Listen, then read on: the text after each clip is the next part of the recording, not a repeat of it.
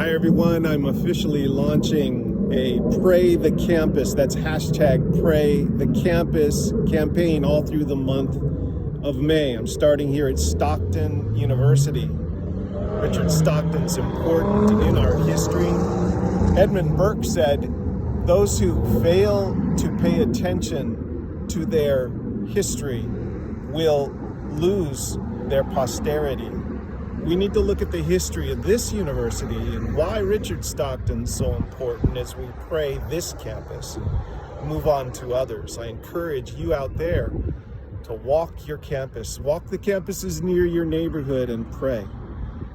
Richard Stockton was one of the signers of the Declaration of Independence in the United States. He was also a profound Christian. Now, there are faults in his life, certainly, but we need to pay attention to the good side of people in our past. And we need to learn from the bad that they've done as well.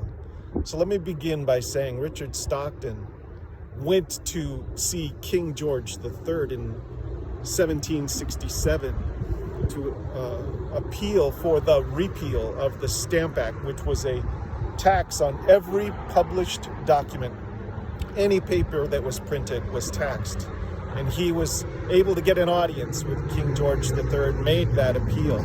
While he was there, he went over to Scotland and he appealed to another man of God who was, his name's John Witherspoon. That's Reese Witherspoon's great-great-grandfather, I don't know. And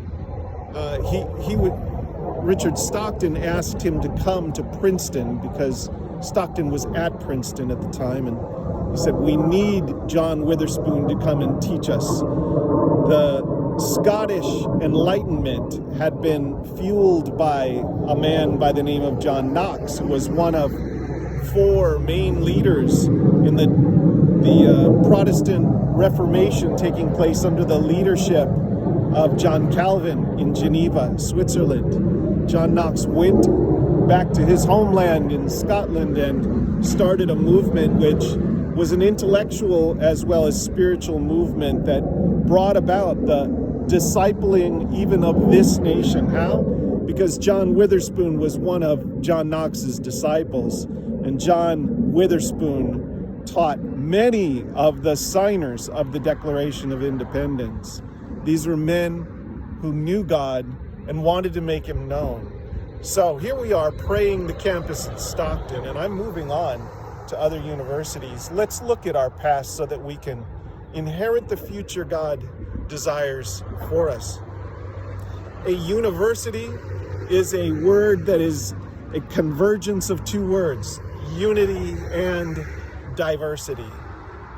So we're talking about diversity today a lot, but we're not talking so much about unity. How do we do that?